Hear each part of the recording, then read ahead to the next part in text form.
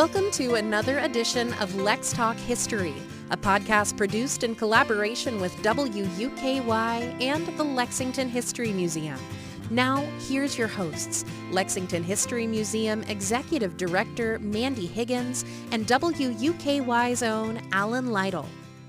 Lex Talk History, the name of the program. Joining me again is Mandy. Mandy, wow, what a march we've been through here. What a march. It has been ups and downs, right? Like the last time we talked, I still had hope for the basketball season.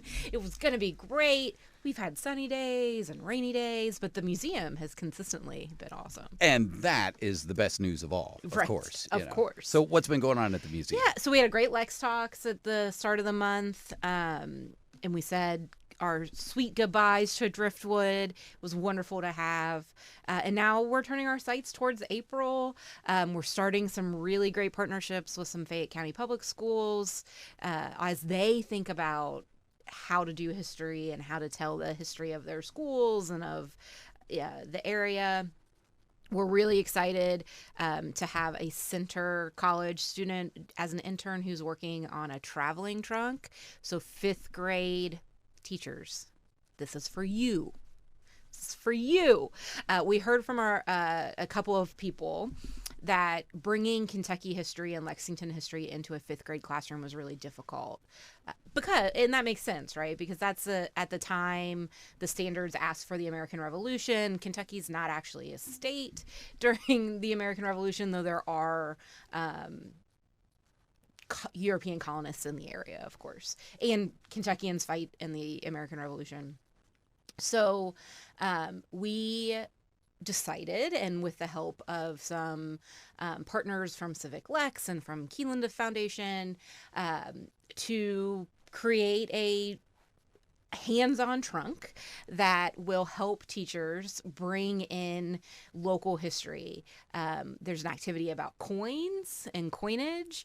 There's a quill activity, so students can read a letter written by a Lexingtonian about Lexington in the 1780s and then write their own using a quill, and a little bit about, some of the better known Lexington revolutionary soldiers and areas. So something like Bryan Station and the women at Bryan Station, as well as the McConnells and their, all the people. So we're very excited to deploy that, to have that out in the world in the next couple of months, and definitely by the start of the school year. So as you're thinking about 5th grade teachers, I know you want to go, I know you want it to be summer. But before you leave your classrooms and you're thinking about the fall, please reach out. We would love to get this material into your hands. Anything that helps them with their lesson plannings, I'm sure they're going to be very receptive to that. That's the hope. That is the hope. I think it's great, too, because you're making history tactile. Yes. I have a 5th grader in my life. My oldest child is a 5th grader, and we've been testing some of this on her, and she is into it. Now, I love her. She's a little nerdy. Is there a but coming? She's a little nerdy. Okay. Like, she loves a reading. She's really into Hamilton. So this is right up her alley. But we're hoping, and she tells us that her friends would also love it, even her friends who don't like to read. So, again. Wow. Give us a call. 859-440-1582. There you go. And when is the museum open? We are open Thursdays and Fridays, 12 to 4, and Saturdays, 10 to 4. Teachers, you also can bring your students Monday through Friday. Reach out. We'll schedule. Someone is there Monday through Saturday. All right. Shall we get to the let's get into it part? Yeah, yes. Of course we should. Let's get into it. We are so excited. This month, it is April, which in Lexington always means the Races, to have our dear friend Roda Ferraro back to talk to us about Keeneland. Hey, Rhoda. Hello. Rhoda is, of course, a member of the museum's Board of Trustees and is the director of the Keeneland Library. Thank you so much for having me. We're so excited. So this year is the 90th year of racing at Keeneland. It is. Can you tell us a little bit about It what is. Keeneland's thinking and what's going on? Yes. Well, October will mark that 90-year point. October 15th was the Oh, First wow. day of racing in 1936. At Keeneland, about 8,000 rather, people showed up that day. We have I think, a larger than life, really fun issue of the Lexington Herald that it was produced just to cover that opening. So you have all these really rich 2-page spreads on these massive newsprint pages. And I think that if you spend a little bit of time just in that one issue, you get a sense of what local perspectives were like at the time. I mean, we're still in the Great Depression. You also see all of these local businesses and who is taking out ads and how those folks that are taking out the ads are kind of choosing to position their business in this larger moment, kind of in Lexington's time. So super cool. So I encourage folks that if they want to come out and just hang out with that issue, give me a heads up and we'll pull it and we'll have it ready. But yes, we've got Breeders' Cup really that's going to be on the heels of the 90th. And Keeneland did a lot of celebrating in 250. So last year was the 90th anniversary of the founding of the Keeneland Association. So the old Kentucky Association track closes in 1933. We have the first 3-year period, really, since the 1820s in Lexington, where there wasn't a dedicated venue for racing, and that tended to fall in spring and fall always over that long history. But between 1933 and 1936, no racing here in Lexington. So at the closure of the Kentucky Association track, it didn't take long for influential horse owners, local businessmen, politicians to establish a committee that its sole mission was to just drive around Lexington, cultivate prospects, maybe find that next spot that could be the future for having that racing venue back in town once financially people were ready to get there. Again, we're in the middle of the 1930s here. So they set their sights on a lot of different farms that were being developed, but eventually they settled on Jack Keene's 147 acres that sat just about 6 miles west of downtown Lexington. I think the real allure of Jack's facility versus some of those other sites that they had considered was that he had almost a completely built plant. So the barns were there, the water supply was there, so that infrastructure was huge. He had a building that could be easily converted to a clubhouse. So really all they needed to do was, and the track was there, and a training track. So all they really needed to do was to erect a grandstand, make some adjustments, beef up that infrastructure a bit in terms of utilities, and there you go. Like less than a year later, we have racing. October 15th this year in 1936 will mark that 90-year anniversary. That's incredible. How I actually don't know this. How involved was the city in helping? You said boost utilities, those sorts of things. Was there municipal buy-in for this? There was, although when the association was founded, it's an association of subscribers. So those were private individuals who subscribed to form this association. And we have, also at the library, we have the original prospectus from 1935, which is this really neat kind of and concise and really beautifully packaged document that laid out the philosophy of this association, what they were aiming for. There's some pretty cool sketches of the way they envisioned taking that core of Jack Keene's plant and how it might be transformed to a racing facility for the public. And you see some language there that forever set the tone of what would follow. So there's a recurring reference to preserving the past, investing in today, and doing both of those things to inform what comes next. And I think it's that kind of thinking that led to things like a racetrack being a primary funder for a library.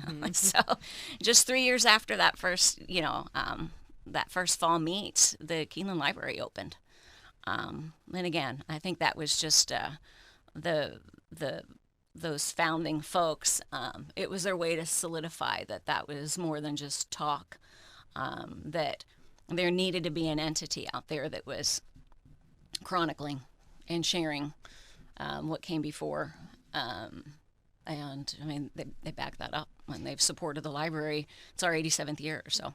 What did they, so it starts 3 years after the Races. What kinds of material were the original deposits and the things that they felt like needed to be on site? Yes. So Arnold Hanger, who was a trustee at Keeneland at the time, he also was, I guess, in many ways, like this Renaissance man, right? Really well-read and just a bibliophile. So he brokered the initial few thousand volumes that became the nucleus of the Keeneland Library. And the library did not, well, actually, for most of its history, I was going to say, it didn't reside for long, but for most of its history, it did not reside in its current building. So the library as we know it today up on the hill is that freestanding stone structure that a lot of people think is a chapel. That opened in 2002. But the library had different iterations over the years, but it spent most of that 87 years in its dedicated facility that was down by the track. Oh, wow. Yes, and actually, in the new paddock building that is opening this spring, there is an old library bar. Is one of the new spaces in the new paddock building that is a nod to where the library was for decades. So it's in that same location. That's incredible. It is incredible. And the architects and designers reached out to us for every part of that construction process, from the exterior design to what the interior spaces would look like, because the goal was to have those spaces inside and out look as if they had always been a part of Keeneland. And that's a really neat thing to look back at photographs over time, or just to hear people commenting about what their experience is like walking around Keeneland at different moments of history, where, we have in the record grandparents, talking to their grandkids on a race day in the 80s about this is how Keeneland has always looked. And it was actually just after a major expansion under the Bassett administration, So that was the hope this time.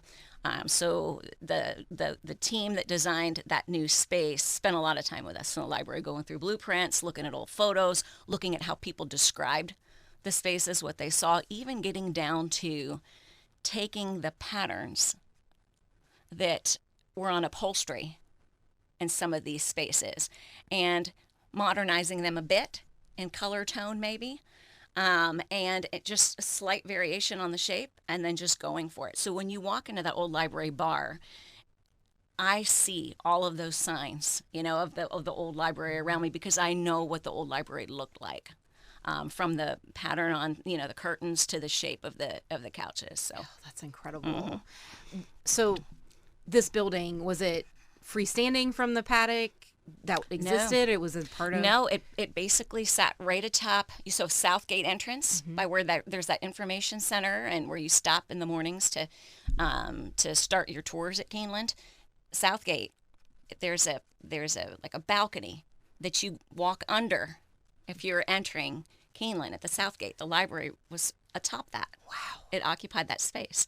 So same space that the new old library bar occupies now. That's incredible.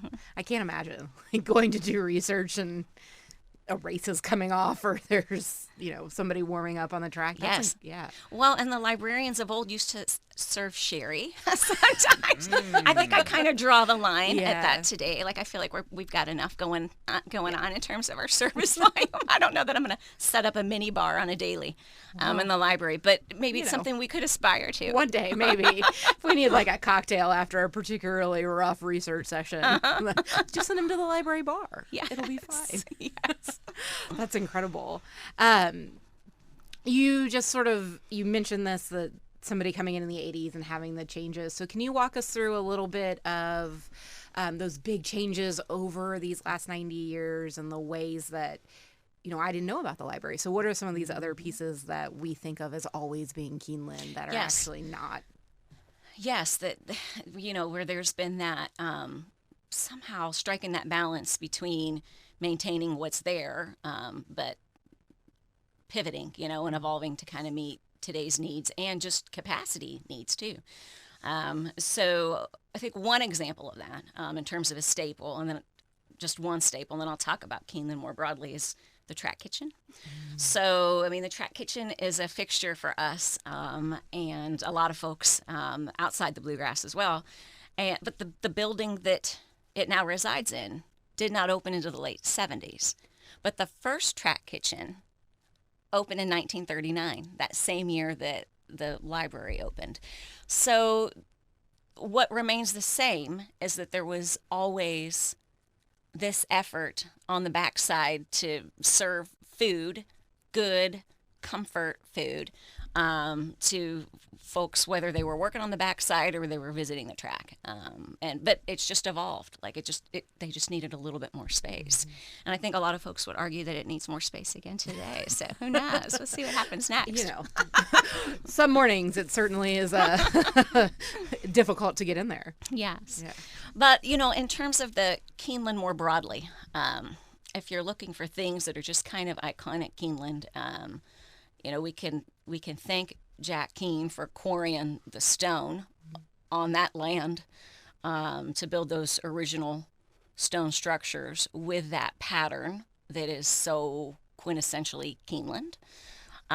And the introduction of some of that Palladian, the windows and the arches, those are things that were there from the beginning, and that have been kind of maintained over time. So when they built the first grandstand, for example, and the clubhouse and grandstand were two separate buildings for decades. And the paddock sat kind of behind both of them. And there was much more in the way of green space between the buildings and the aprons, and the horse would parade from the paddock to the track, not under a tunnel, but between those two buildings with all that space. But the whole side of the grandstand has these big arches, and that base of the original grandstand sat about 1,500 people, has these arches and that stacked stone, and it looks so familiar. And little by little, starting in the 60s, there were expansions onto both the clubhouse and the back side of the grandstand, but starting in the 60s there was a concerted effort to merge the two buildings, and that was wrapped by the 60s. And then in successive construction projects over the years, you just see the grandstand kind of going upward, and then enclosing what had been an open porches on the clubhouse to that glassed-in structure that we see today. So that solid, expansive building has really only been at Keeneland since the 60s. So for the first 30 years of its existence, you had these two very distinct spaces. And the photographs are just amazing. So again, feel free to reach out anytime you want to see some of those photos. And there are a few on display at the museum as well. Yes. And it is hard to look at them. Not hard, it's incredible. But you look at them and trying to place yourself of like, oh, no, that's solid. Like, that shouldn't be there. What are we talking Yes. about? It looks like, is it the association track? Is this Red Mile? Like, what are we doing? Yes. But then you see the stone and you know immediately that is Yes. Keeneland. And then another icon, I think, would be the sycamore. The sycamore has been around since Keeneland's inception. It does not predate it. So it is by no means the oldest tree on the grounds. It's not even close. But it is just such an iconic tree. So if you also want to see photos of the baby sycamore, it was in its infancy, right there in the middle of that paddock. Back then, the saddling enclosures sat right behind the grandstand building, and the whole usage of that paddock the orientation was very different. But nonetheless, you still see that sycamore. And a cool thing to me of the paddock and its evolution over time, especially now with the new paddock building. So the sycamore's there, the trees are there. Just the usage of the space and where the horses are being saddled has now changed. But the new building that opens this meet, there's one of the new spaces is called the 1936 room.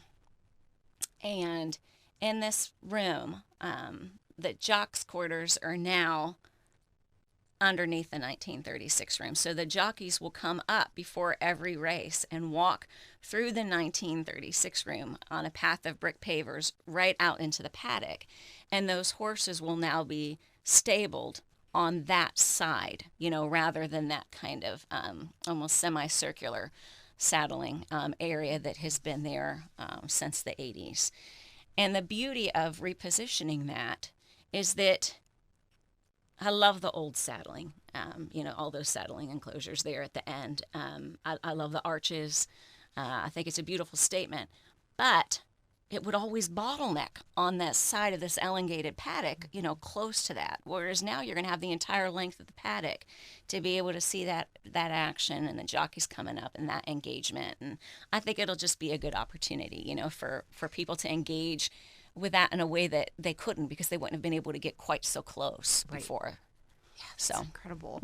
The sycamore, going back to the sycamore, every meet you see people taking pictures with it and there. And I wonder, does the library or does Keeneland have like generations of family pictures or of jocks or whatever with the sycamore? We don't have. That's a great idea. Yeah. We don't have a concerted, deliberate. We're cataloging this and every year in terms of we're going out there and capturing that and bringing it back and cataloging it. We just do happen to have a lot because it is just kind of so. It's that experience everybody kind of wants, and we have photos of proposals, of weddings, of all sorts of things under the sycamore. But the sycamore, I think, is a good place for me to point out that Alma Headley Hagen, who was the daughter of one of the founders of Keeneland, Hal Price Headley, it was her mission to stand by another statement that was in that initial prospectus that we talked about earlier, that Keeneland would remain, this bucolic setting and would preserve bluegrass land. And I don't think any one person in history has done more than Alma to champion that and then to maintain it and then to ensure that subsequent generations of her family had that same degree of commitment. So that all the trees that you're seeing in the paddock, the hundreds of varieties of trees that you see across the grounds, the nursery of trees and shrubs that we have on acreage at Keeneland that folks might not even realize. I mean, that's all a testament to Alma taking something on paper and making it reality. And just the acreage itself, I think is a testament to that commitment to preserve that land. So from 90 years, ago, with that opening of just shy of 150 acres, to today's acreage of more than 1,200. And I think that commitment to the land preservation played a huge factor in Keeneland's national landmark status, which came in 86. Absolutely. And it is so quintessentially bluegrass, right? You come to Keeneland and it's still in some way, of course it's, beautiful and somewhat overwhelming and it's grandeur, but it still looks like a farm. That is not true at other racetracks, as we've seen expansion. So can you talk a little bit about, a little bit more about that desire to maintain that very Lexington feel? Yes. I think that decision from all those possible sites, back in 1935 that were being considered as, possible next venues for racing in Lexington. I don't know. I mean, I think I've not been able to confirm this, in the record, that a bit of distance from town factored into that decision-making process. A lot of racetracks across the country, including the Kentucky Association track, did not have that potential advantage of growing acreage because they were in such a highly developed urban area that it was simply not an option. So, yeah, I think that's whether it's I don't know the extent to which the intention was there, but it definitely was a part of that decision that's played out in Keeneland's favor in terms of being able to have that commitment. Where was the Kentucky Association track located? So the Kentucky Association track, founded in 1826, they started hosting racing there in 1828, and it stood at its largest moment in history in terms of the acreage that it occupied, about 65 acres, north of Winchester Road between 5th and 7th Streets. So firmly in what is now Lexington's East End. Very important to point that out because there's a long way from, Versailles Road there. So Yeah. 6 miles almost outside of town. Yeah.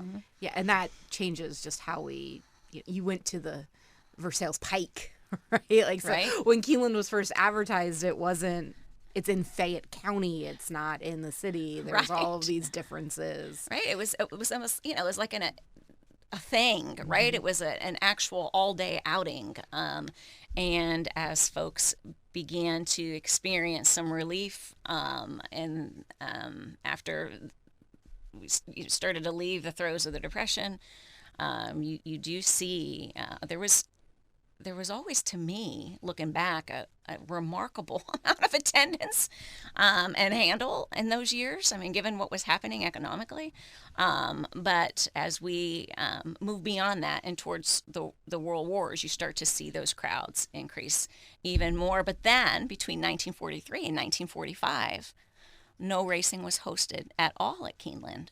There were rations on rubber and oil, and the state and the commission and tracks decided that Churchill Downs, since it was on that public transportation route and Keeneland was not, would be the option for hosting racing. So Keeneland leased Churchill Downs for its meets between 1943 and 1945. So Keeneland racing was held over in Louisville during the war, the Second World War. Yeah. Fascinating. And then it comes back and we get sort of Oh my gosh, what yes. is iconic Keeneland. The spring meet of 1946, after the war, record-breaking attendance, beautiful photos from the track that day, the crowds that day, that first day back, and that whole meet. You can just feel in the photographs, just that promise of whatever it was that was coming next, and just relief that what had come before was before, That's yes, just the euphoria of it, and in those sorts of things. One other piece that I'm really interested in before we talk a little bit more about the library. Yes. Keeneland, of course, for all of us for many of us, right, is a social place. It's a place to sort of be seen and to see folks and to have good food and to maybe bet on a couple of races. But the real driver, its real economic impact is in the sales. Yes. Can you tell us a little bit about the sales influence on the track and on the development? And Yes. So when Keeneland hosted its first tent sale, it was not Keeneland Sales at all. It was Fasig-Tipton that hosted a tent sale at Keeneland, and it was also because of World War II. So would limit transport by rail up to where they would typically have that venue up in Saratoga Springs. A tent sale was hosted at Keeneland. But it didn't take long. By 1944, the Breeder Sales Company was formed at Keeneland. And it wasn't until the 60s that sales company and Keeneland Association merged as one entity. So, for the first 2 decades, sales was its own thing. So when they hosted that first sale under the Breeders Sale Company umbrella, it shattered all, North American records. And I think it was the average selling price was about $5,200. Oh, wow. Which is much lower than today's average, but much higher than I would think, right? And I think that a lot of folks would think. And the entire sale grossed $2.28 million. I mean, that's a good day. Yeah, it's a good day back in 1944. Right. Uh-huh. That's incredible. So I think that speaks to how much the breeding side of the industry, just the economic impacts of that. And today, you are correct in that, that sales, you see those higher grossing numbers. But what I think is most telling about how that translates to folks locally is that when Keeneland is hosting its auctions in a year, and people are coming from all over the world to do that, they're spending between $330 and $340 million a year at local businesses, and food and beverage and lodging, and so that's a big impact for our local community, and it comes in at about $200 million for the meets in a year too. So we do see more of those local economic impacts from the sale than the meets, but the meets are still coming in on average in recent years between about 180 and 200 million in local spending at businesses that have nothing to do with racing. It's just where people are spending their money when they're in town. Yeah, don't try to get a reservation anywhere in town in April or October. Yeah. Because, get them now, because it's not happening if not. And that is Keeneland driving all of that. So you've mentioned this already, that within 3 years, the association says we need a library. Can you walk us through the expansion and the changes of the library, and maybe and tell us a little bit about what's going on now? Yes, absolutely. So the ground did not break on our current building in 2000. So there were decades where the library was in its prior home. But I think what you see changing in that period of time is the types of collections. So it started as books, and then it evolved into photographic negatives and scrapbooks and more in the way of archival materials. And something that I am unbelievably proud of is that because our library has grown its collections primarily through donated acquisitions, we are in a position to freely share those with people. So given our service volume of about 10,000 researchers a year, last year from I think it was 27 countries, when I'm talking to my colleagues about our acquisitions budget, they're like, wait, what'd you say? It's always been the model that because people give to us, we can then give in return. So the collections have grown to the extent from that original 2,700 volumes, and within the first 10 years to having some photo collections of glass plate negatives and scrapbooks, and maybe our photos were coming in at maybe the 10,000 object mark, to today's photo collections of 5 million plus, the 45,000 books, 25 million pages of newsprint. That was almost entirely donated. I mean, that's incredible. So our acquisitions budget is, we save it for new publications, for subscriptions to information resources, or you can more readily and quickly connect those researchers who are primarily remote. So we're just kind of meeting people wherever they are with these research requests or these image requests, to those resources. So I'm able to kind of maximize that budget for new additions to how people are chronicling the sport today. And what I think is, when I started there at the library back in 2014, and as librarians, there's this fine line ethically between people reaching out, seeking information, and us connecting them to that information. And that's it. I mean, we're not there to make editorial decisions necessarily. We're not there to have any control whatsoever of the product of what it is that's created with that information that we've given. Maybe it's a vlog post. Maybe it's to satisfy somebody's curiosity. Maybe it's for a family history question. Maybe it's for a 5-part documentary series or an exhibit. Book, articles. Those are the types of spaces we spend a lot of time in. We don't have any control over that. And, we connect folks to it, but we're connecting that content to the content creators who then do whatever they will with it. But in recent years, because we have a good relationship with our recurring journalists and some of our recurring academics, once that relationship gets to a point where I feel like maybe ethically I'm going to kind of get things a little murky here. Usually I wait till I'm asked, but sometimes I don't. And it's just like, well, absolutely we can connect you to X, right? Like whatever it is that you're reaching out about. But have you thought about this? Or this story hasn't been told that often, or maybe not at all, or maybe when it was told before, it wasn't told that well. And I don't mean that in a judgmental way. I just mean that we have more information now.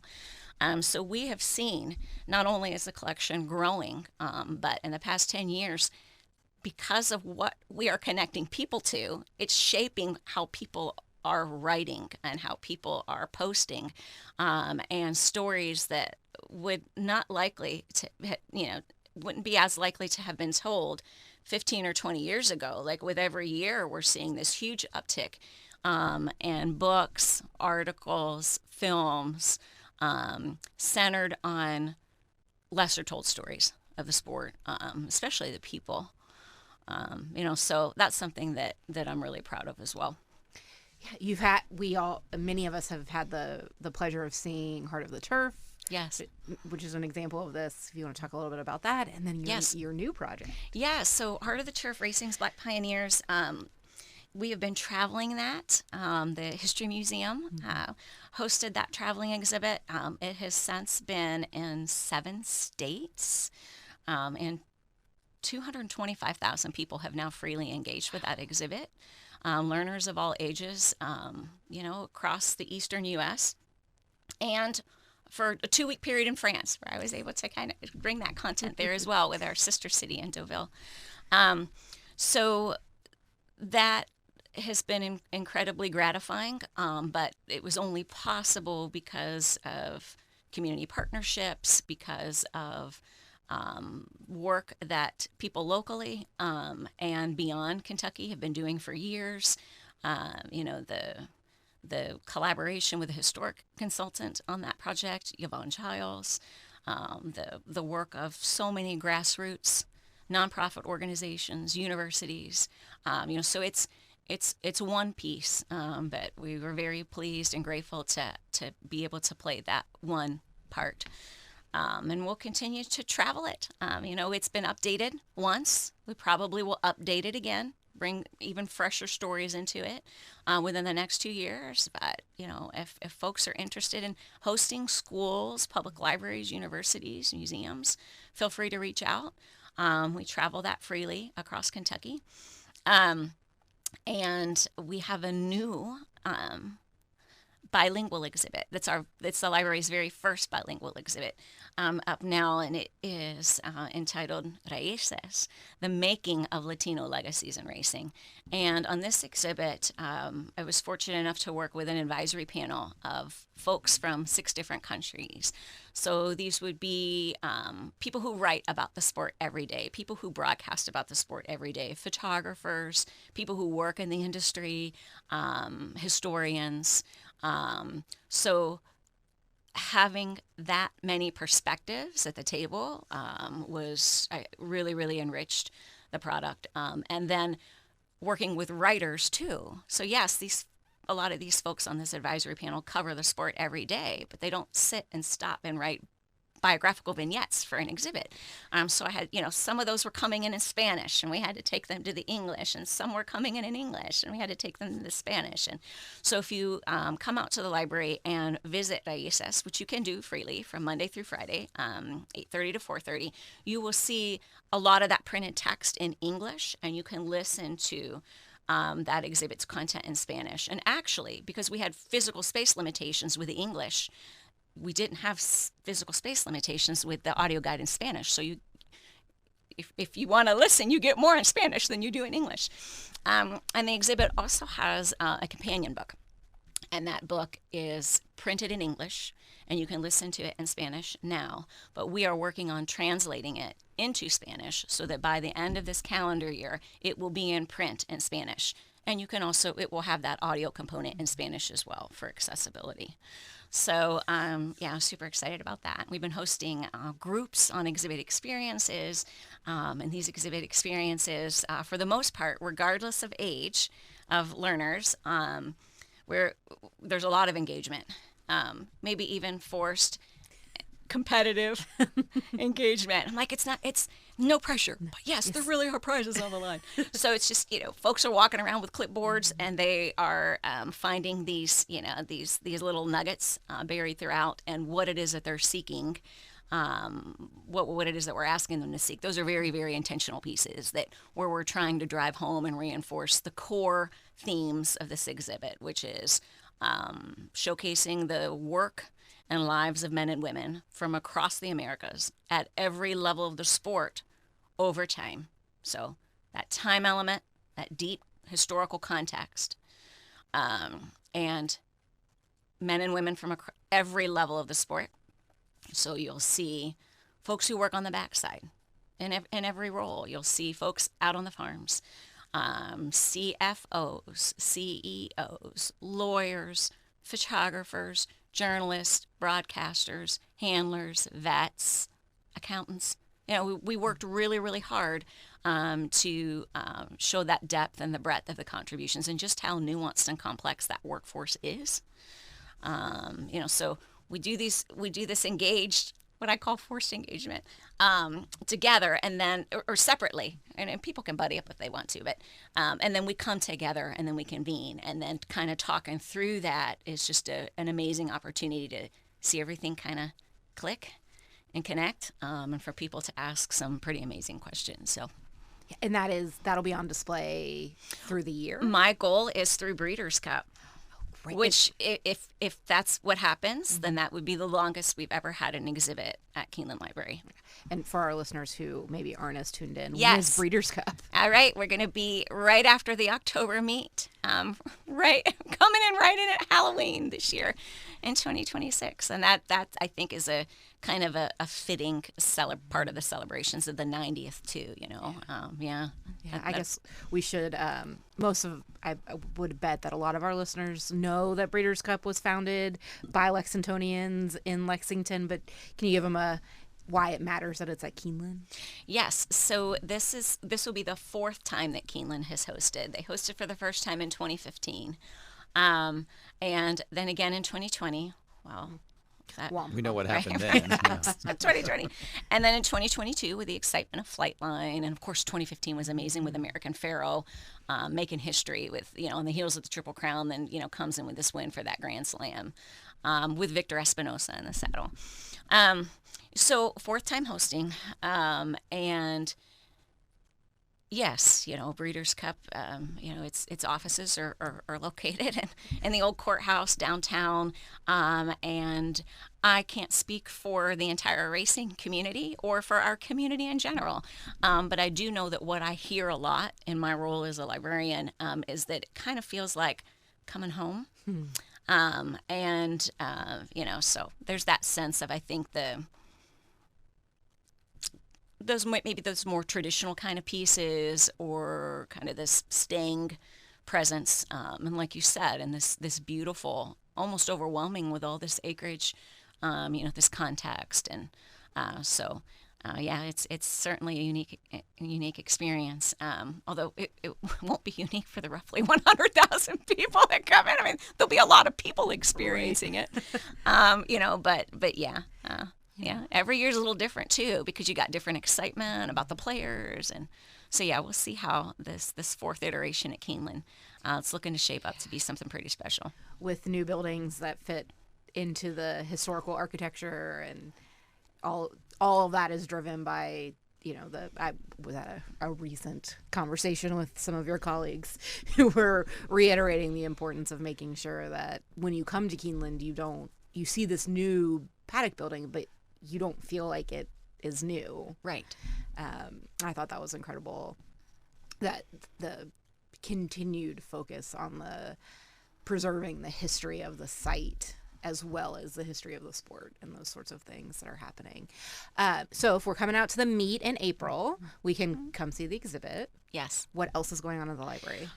You can meet some of the folks featured in the exhibit and people who worked with me on the exhibit at a race day signing for that exhibit companion book on Saturday, April 11th from 11 to 3 on the North Terrace. The library partnered with the National Museum of Racing, and we published, it's literally 10 pounds. Well, no, I'm sorry. That was a little bit hyperbolic. It's a 9.5-pound book entitled Racetracks of America, and there's really been no chronicle like it before. So it was last year's publication, but on the 18th of April from 12 to 4, just outside the Keeneland shop, we'll be hosting a race day signing of that book. Again, that was a joint publication between us and our colleagues up in Saratoga Springs. And you can book exhibit experiences. Reach out to the library directly to do that. After our meet, we'll be hosting Tom Leach on April 29th in a Derby handicapping event at the library. And we've got some really amazing inspirational stories coming up in our summer lineup for our lecture series as well. And don't forget about our story times, free events that always, honestly, I'm not supposed to go on record saying things like this, but probably my favorite thing that I do. Those are always a joy too. So just reach out, follow us on our website, and there's a lot in the way of in-community programs and field trips and things that might not be abundantly clear on the website. And that's okay. Just call us and we'll make it happen. Okay. And you can find all that information at Keeneland.com. Yeah, Keeneland.com/library. Perfect. Thank you for getting us ready for the races and for all the excitement that's going to come in throughout this 90th year of racing at Keeneland and in Lexington. Thank you so much again for having me. It's laid out all right in front of us. I mean, you can almost see it from here. I mean, I need Burgoo real bad after this conversation. I'm going to have to go down to the track kitchen and get myself a cup. Yeah, yes, absolutely. And, Rhoda, yes, thank you so much for coming in and giving us all that history on Keeneland. And, I mean, it's a place steeped in history. And who better than you to tell us all about it? I mean, it's just great. Well, thank you so much. Yeah. Mandy, what do we got coming up in April? So we have a couple of exciting things in April. Spring break, Fayette County Spring Break Week is also Navy Week in Lexington. How did they make that work? I got this call. I was like, Navy Week? Okay, tell me more. It's one of my favorite colors. Yeah, I would. You know what? Wouldn't that be great? Yeah. So the American Navy, the United States Navy, is coming to celebrate the Navy in 250 years of the United States, starting April 7th.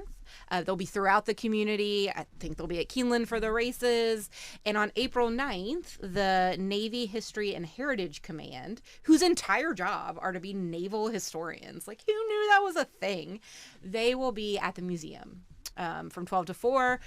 Engaging with folks. If you need something to do on spring break, if you're looking for a way to see some connections between the Navy and Lexington, please come out to the museum. I assured them that there was water here. They laughed at me because it's not big water. Town Branch. Right? I mean, maybe. But there was water here. So we're really excited to have them. And you'll see them throughout the community that week. I know they're setting up the Children's Museum, and they'll be out at the races, and there's some other spaces.